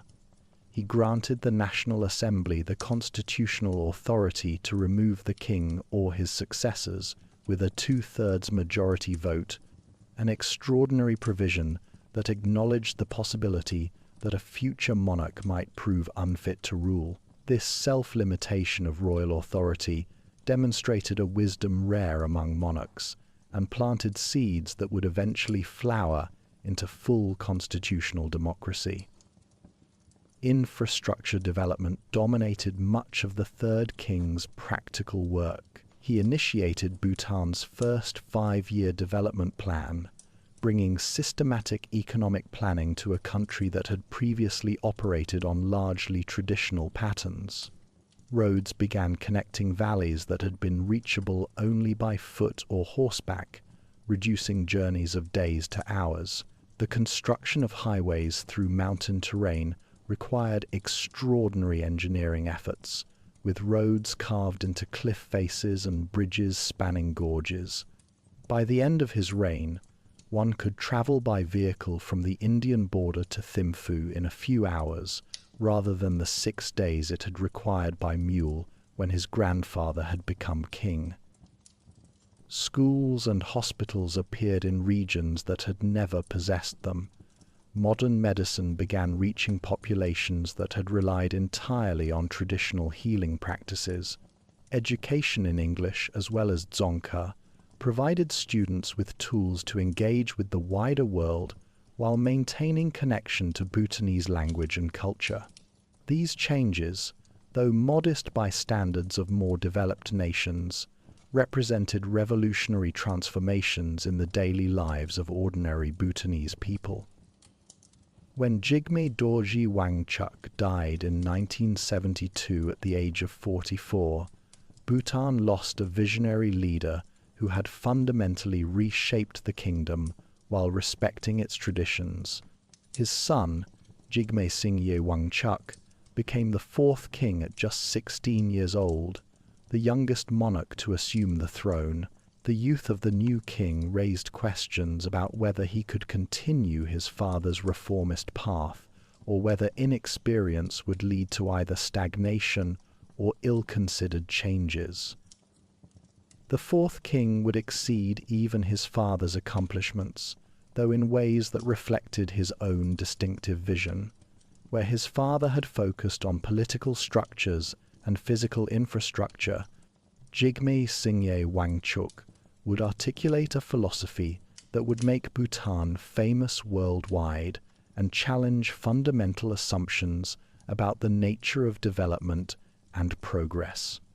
That philosophy, announced in the early 1970s when he was still a teenage monarch, would become known as gross national happiness.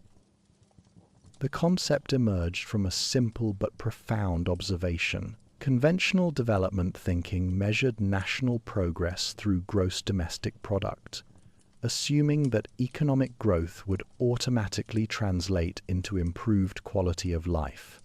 But the young king questioned whether GDP truly captured what mattered most to human well-being. Drawing on Bhutan's 1,200-year Buddhist heritage, with its emphasis on compassion, balance, and the interconnection of all beings, he proposed that true development should pursue happiness rather than merely material wealth. Gross national happiness, he declared, was more important than gross domestic product. This statement might have been dismissed as naive idealism or spiritual platitude had the fourth king not worked systematically to transform it into practical policy framework. Over subsequent decades, Bhutan developed the GNH Index, a comprehensive measurement tool assessing national progress across multiple dimensions of well-being. The framework identified 4 pillars supporting gross national happiness: sustainable and equitable socio-economic development, conservation of the environment, preservation and promotion of culture, and good governance. These 4 pillars were further elaborated into 9 domains: psychological well-being, health, time use, education, cultural diversity and resilience, good governance, community vitality, ecological diversity and resilience, and living standards.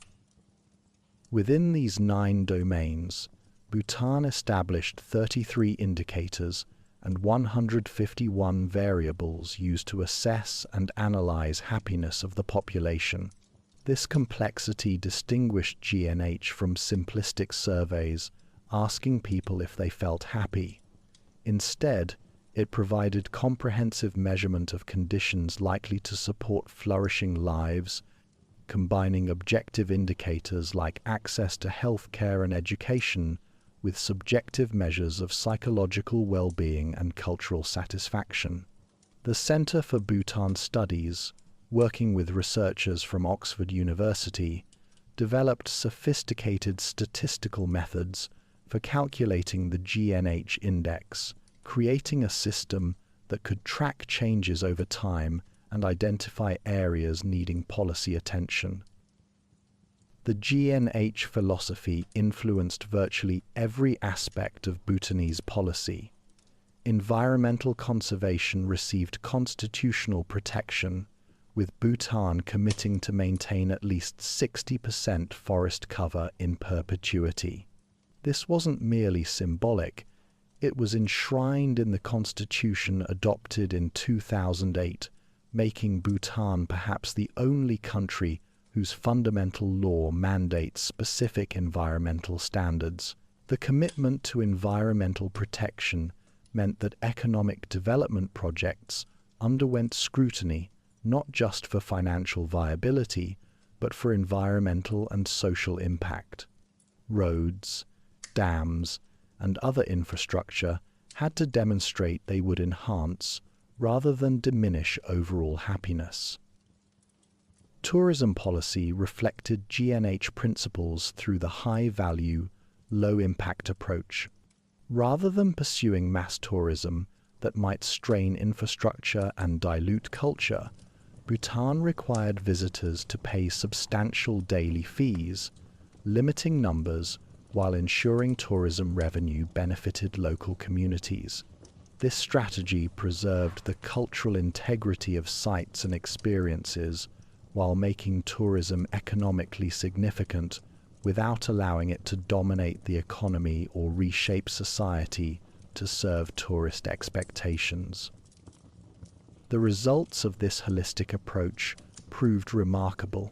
Bhutan achieved carbon-negative status, absorbing more carbon dioxide through its forests than it emitted through all economic activity, one of only a few nations in the world to accomplish this. Biodiversity remained extraordinarily high compared to far larger nations. Cultural traditions that might have eroded under aggressive modernization continued to thrive, with traditional dress commonly worn, festivals enthusiastically celebrated, and monastery education flourishing alongside modern schools. Surveys conducted periodically found high levels of reported happiness among Bhutanese citizens, with over 90% describing themselves as very happy or happy in the 2015 survey. Yet the fourth king's most consequential decision had nothing to do with GNH philosophy directly, but rather with political structure. In the early 2000s, he began planning something almost unprecedented, a sitting monarch voluntarily transforming an absolute monarchy into a constitutional democracy. He ordered preparation of a written constitution, the first in Bhutanese history, that would fundamentally limit royal power and establish democratic governance. The decision astonished many Bhutanese, who had not demanded democracy and generally held their king in high regard. The fourth king explained that democracy would strengthen Bhutan by creating institutions not dependent on the wisdom of individual rulers. A good king might govern well, but a bad king could cause tremendous harm. Democracy, with its checks and balances, would protect Bhutan from that danger, while ensuring that governance reflected the will of the people rather than royal decree alone. He pursued democratization with the same deliberation his grandfather had shown in modernizing the kingdom. The constitution was drafted through extensive consultation, with drafts circulated for public comment and discussion. The process took years, allowing time for education about democratic principles and institutions. Political parties were organized, electoral systems designed, and civic education programs implemented to prepare citizens for their new responsibilities. In 2005, to the surprise of the Bhutanese public, the fourth king announced his abdication, stepping down in favor of his son, Jigme Khesar Namgyel Wangchuck. The abdication was planned to ensure the fifth king would oversee the democratic transition rather than inheriting an absolute monarchy and being asked to surrender power a situation that might have created conflicts of interest, dynastic tensions.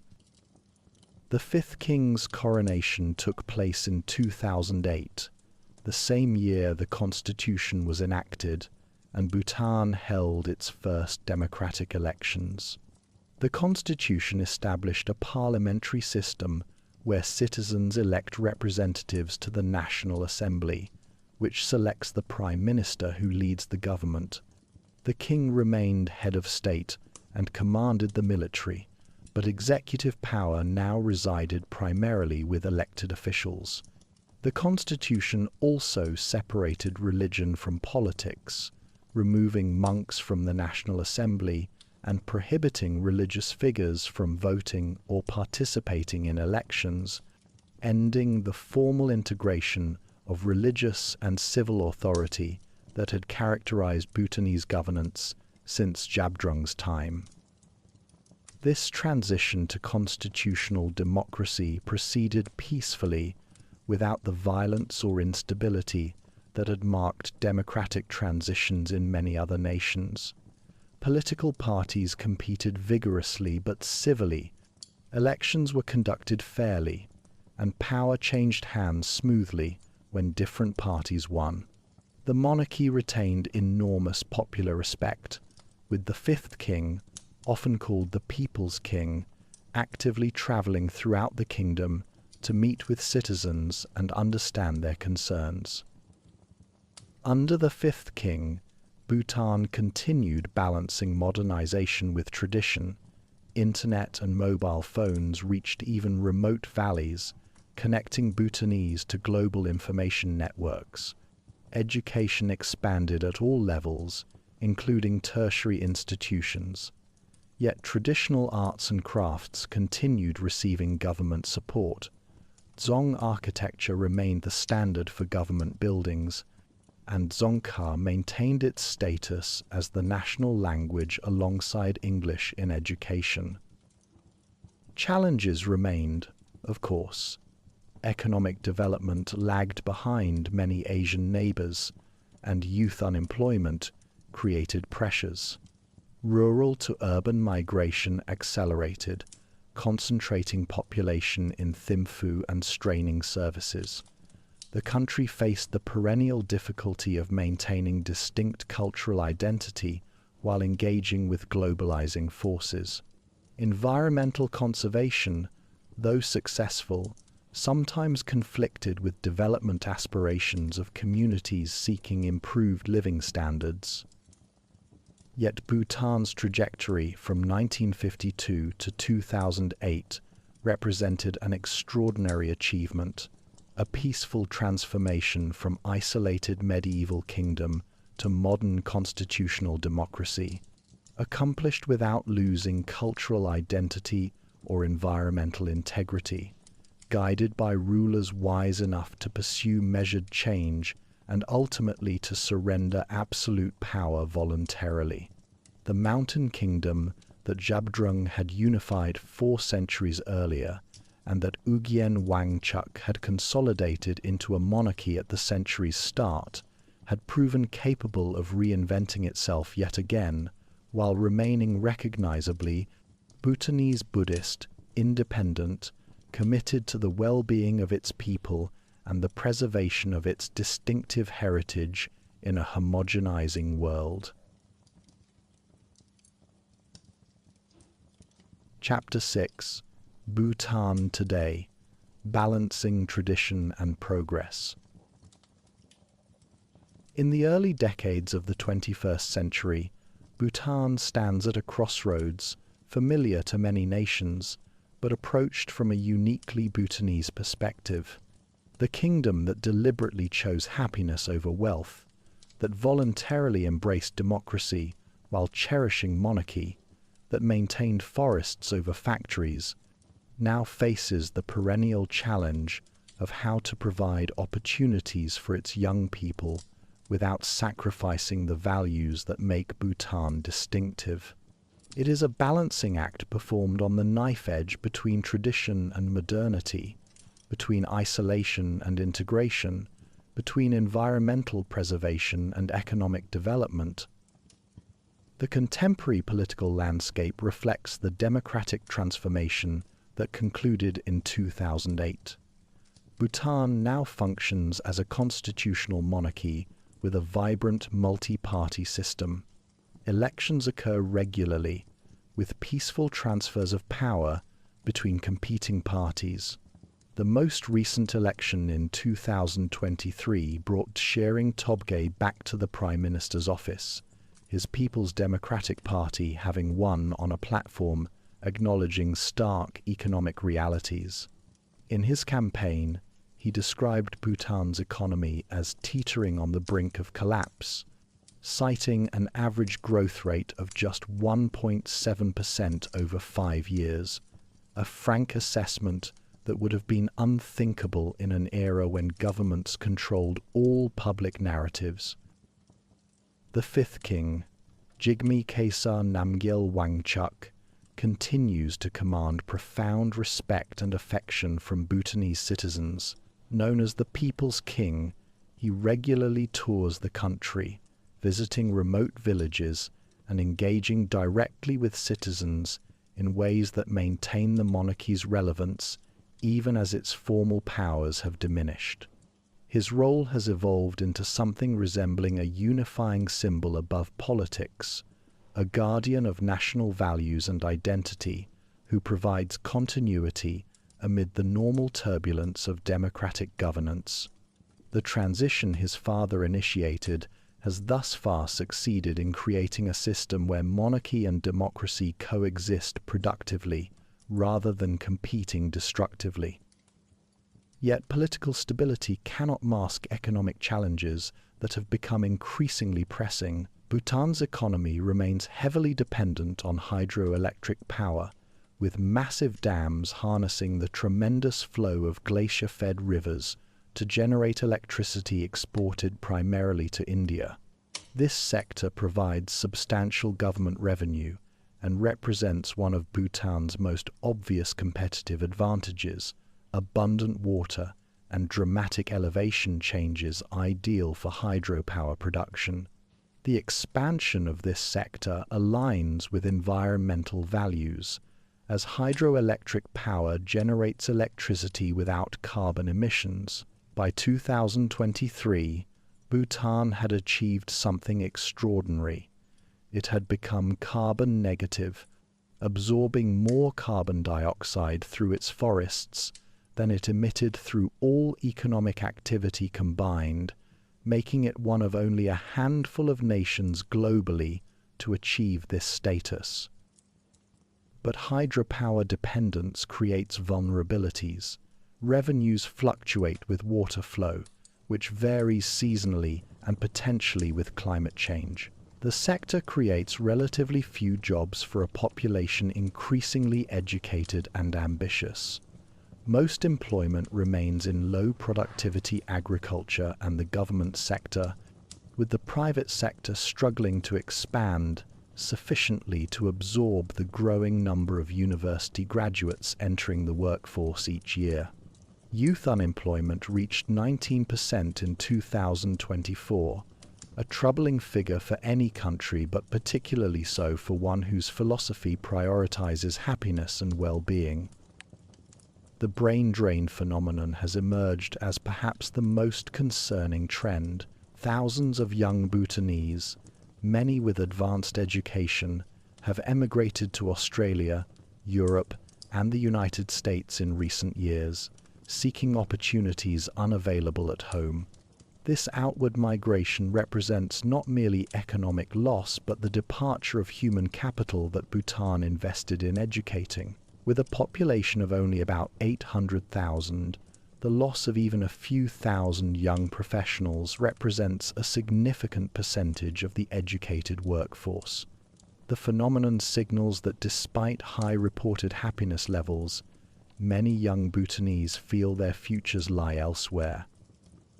Tourism has long been viewed as a potential economic engine that could create jobs while remaining compatible with environmental and cultural preservation goals. The high-value, low-impact policy, established decades ago, sought to attract affluent visitors willing to pay premium prices for authentic experiences, thereby generating substantial revenue without overwhelming infrastructure or commodifying culture. For years, Bhutan charged a sustainable development fee of $65 per visitor per day, later raised to $200 after the COVID-19 pandemic, with the revenue funding healthcare, education, and infrastructure projects. The pandemic devastated Bhutan's tourism sector. After more than 2 years of closure, the industry struggled to recover even after borders reopened in September 2022.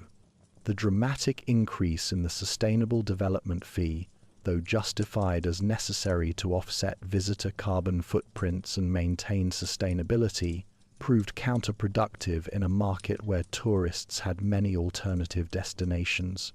In 2023, Bhutan welcomed only 103,000 visitors, roughly one-third of the pre-pandemic high reached in 2019. This collapse left hotels empty, tour operators struggling, and thousands unemployed in a sector that had employed approximately 50,000 people. Recognizing the crisis, the government responded with significant policy changes. The Sustainable Development Fee was halved to $100 per day through August 2027, with additional discounts for Indian visitors and children. In October 2024, Drucare launched direct flights between Dubai and Paro, providing the first direct connection to the Middle East and reducing dependence on Asian transit hubs. A new online booking platform launched in August 2024 allows independent travelers to plan trips by filtering and booking guides, accommodations, and services directly, moving away from the previous system that required all arrangements through registered tour operators. These changes reflect a subtle but significant shift in tourism philosophy. While maintaining commitment to sustainability, Bhutan is now actively seeking to make itself more accessible and affordable, targeting markets in the United States, Europe, and Australia, with the goal that at least half of visitors come from outside Asia. The aim is to restore visitor numbers to over 300,000 annually, approaching pre-pandemic levels. Tourist arrivals rose 97% in the first quarter of 2024 compared to the same period in 2023, suggesting the new approach may be working. Yet this strategy carries risks that trouble many Bhutanese observers. Making tourism more accessible and affordable inevitably means attracting larger numbers and a more diverse range of visitors, including budget travelers who may be less inclined toward the mindful, respectful tourism that GNH philosophy envisions. Social media already amplifies Bhutan's appeal, with travel influencers posting dramatic images of Tiger's Nest Monastery and pristine mountain landscapes. The concern is that success in attracting tourists could overwhelm the very qualities that make Bhutan attractive, turning sacred sites into crowded attractions and authentic cultural experiences into performances for cameras. The tension between economic necessity and sustainability principles extends beyond tourism. Bhutan faces pressure to industrialize more aggressively, to develop its mineral resources, to allow more intensive agriculture. Each such choice involves trade-offs between immediate economic benefits and long-term environmental and cultural costs. The constitutional mandate to maintain 60% forest cover constrains certain development options. The commitment to GNH means that projects must be evaluated not merely on financial returns, but on holistic impacts to happiness and well-being. These constraints, while representing Bhutan's values, also limit growth potential in ways that frustrate those seeking rapid improvement in living standards. In a fascinating turn, Bhutan has embraced cryptocurrency, particularly Bitcoin, as an economic strategy. Facing declining tourism revenue and mounting fiscal challenges, the government began mining Bitcoin using surplus hydropower during high-flow summer months. By 2023, Bhutan had sold $100 million in cryptocurrency and used proceeds to double civil servant salaries, significantly reducing resignation rates. Blockchain analysts estimate Bhutan's Bitcoin holdings at over $600 million as of early 2025, representing approximately 30% of GDP. This strategy leverages Bhutan's carbon-negative hydropower and cool climate while aligning with technological innovation, though it also exposes the kingdom to the notorious volatility of cryptocurrency markets. The government has also announced plans to develop Gelaphu Mindfulness City, envisioned as a sustainable economic hub that would combine technology, finance, and education sectors within a framework compatible with GNH principles. Located in southern Bhutan near the Indian border, this special economic zone aims to attract foreign investment and create high-quality jobs while maintaining environmental standards. If successful, it could provide the economic diversification Bhutan desperately needs without forcing wholesale abandonment of its distinctive development philosophy. In December 2023, Bhutan graduated from the United Nations list of least developed countries, becoming only the 7th nation ever to achieve this milestone and the first in 3 years. This graduation recognizes progress in human development indicators but also brings challenges, as it means losing access to certain international aid programs and trade preferences designed to assist the poorest nations. The timing feels both triumphant and precarious recognition of achievement, arriving just as economic strains intensify.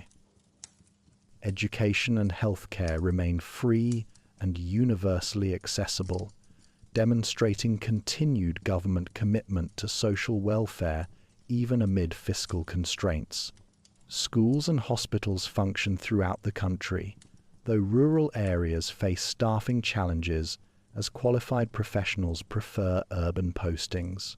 The quality of services has generally improved over recent decades, though gaps remain compared to wealthier nations. Internet connectivity has reached even remote valleys, connecting Bhutanese youth to global culture in ways that simultaneously broaden horizons and threaten traditional ways of life. Cultural preservation efforts continue with government support. Traditional arts and crafts receive subsidies and promotion. The national dress go for men and kira for women remains mandatory for government employees and encouraged for all citizens, maintaining visual distinctiveness. Dzongkha language education persists despite English dominance in higher education and professional contexts. Chechu festivals still draw large crowds, with mask dances performed annually at dzongs and monasteries throughout the kingdom.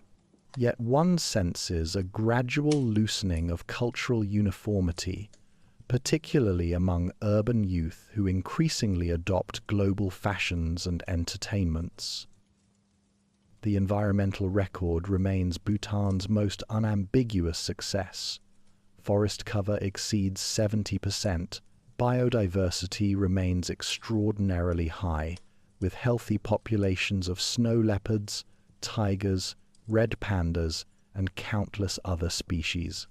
Protected areas cover more than half the country, and wildlife corridors connect them to allow animal migrations. The constitutional mandate ensures that environmental protection cannot be easily sacrificed for short-term economic gains. Rivers run clear, air remains pristine, and the night sky in rural areas still reveals the Milky Way in all its glory, a sight increasingly rare in our illuminated age. Climate change, however, threatens even Bhutan's careful stewardship. Glaciers continue retreating at alarming rates, threatening both the water supply and the glacial lake outburst flood risks that endanger downstream communities. Changing precipitation patterns affect agriculture and hydropower production. Species ranges shift as temperatures rise.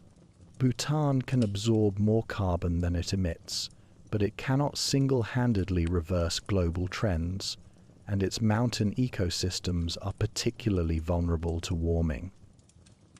Geopolitically, Bhutan navigates carefully between its two giant neighbors. The relationship with India remains close, with open borders for trade and Bhutanese dependence on India for most imports and as the primary market for hydropower. Yet India's influence, while generally benign, also constrains Bhutanese autonomy in foreign policy. To the north, China has become more assertive, pushing for diplomatic recognition that Bhutan has thus far refused due to unresolved border disputes and deference to Indian security concerns. Chinese tourists increasingly visit Bhutan, representing economic opportunity but also potential for political complications given the complex regional dynamics. As evening descends over Thimphu, the capital city spreads across its valley in a constellation of lights that would have astonished the first king who unified this land.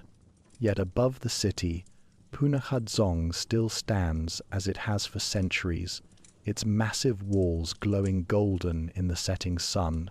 Prayer flags flutter from hillsides, their colors fading under sun and rain as they are meant to, carrying prayers on the wind. In villages scattered through the mountains, families gather for evening meals, many still eating traditional dishes prepared in traditional ways, though increasingly the younger generation checks smartphones between bites, connected to a world their grandparents never imagined.